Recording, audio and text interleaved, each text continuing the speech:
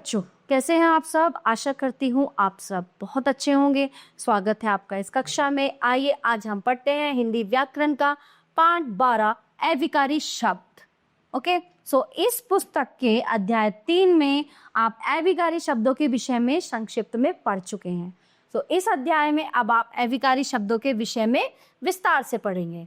ठीक है, वाक्य में प्रयोग होने पर जिन शब्दों के रूप में बदलाव नहीं आता वे अविकारी या अव्यय शब्द कहलाते हैं। जैसे ऊपर, शीघ्र, जल्दी, लेकिन, क्यों, हाँ, नहीं, कम या अथवा, अधिक, बहुत, अब, कब, पर, में आदि। अविकारी शब्दों के भेद। अविकारी शब्दों के 4 भेद होते हैं। पहला है क्रिया विशेषण, दूसरा है संबंध बोधक, समुच्चय बोधक और विस्मयादि बोधक। क्रिया विशेषण, जो शब्द क्रिया की विशेषता बताता है वो क्रिया विशेषण कहलाता है। जैसे चीता तेज दौड़ता है, विवेक अंदर बैठा है, निकुंज नीचे खड़ा है। यहाँ पहले वाक्य में दौड़ता है क्रिया है तथा तेज शब्द इस क्रिया की विशेषता बता रहा है। ठीक है, तेज शब्द क्रिया विशेषण है। और दूसरे वाक्य में बैठा है क्रिया है और अंदर शब्द इस क्रिया की विशेषता बता रहा है, अतः अंदर शब्द क्रिया विशेषण है।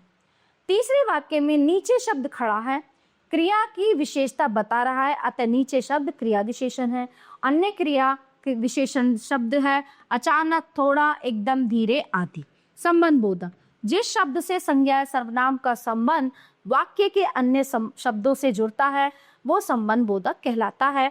जैसे लड़का पेड़ के पीछे है, बच्चे के पास बल्ला पड़ा है और कपड़े अलमारी के अंदर है। चित्रों के नीचे दिए गए वाक्य में रंगीन छपे शब्द लड़के के साथ पेड़ का, बच्चे के साथ बल्ले का और अलमारी के साथ कपड़ों का संबंध प्रकट कर रहे हैं, अतः पीछे, पास, भीतर शब्द क्या है? संबंध बोधक है।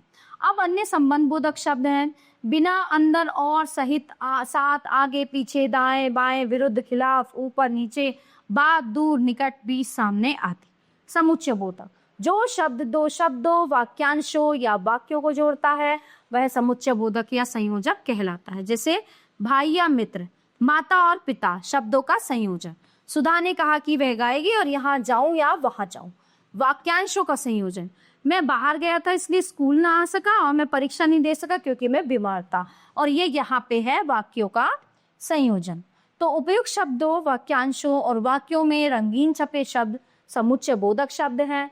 अन्य समुच्चय बोधक शब्द हैं किंतु, परंतु, लेकिन, पर, अथवा, की, तो, इसलिए, अगर, मगर तथा एवं, बल्कि, क्योंकि, ताकि, यद्यपि, तथापि, तथापि, तब आदि।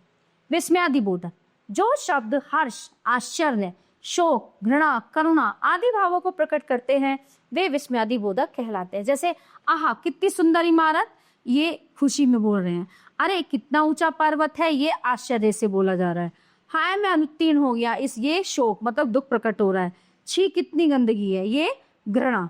ठीक है, इस तरह से जब हम साइन देते हैं इन चीजों के, तो ऊपर दिए गए वाक्यों में आहा, अरे, हाय, छी क्रमशः हर्ष, आश्चर्य, शोक व घृणा को प्रकट कर रहे हैं, अतः आहा, अरे, हाय, छी विस्मयादि बोधक शब्द है। इनके अतिरिक्त विस्मयादि बोधक शब्द हैं वहाँ, हे भगवान, उफ, ओह, आ, दत्त, धिक आदि। ठीक है, तो ये हमारे विस्मयादि बोधक शब्द है। तो ये पाठ यहाँ पे समाप्त होता है। प्यारे बच्चों, आशा करती हूँ ये पाठ आपको बहुत अच्छे से समझ आया होगा। मिलते हैं अगली कक्षा में। धन्यवाद।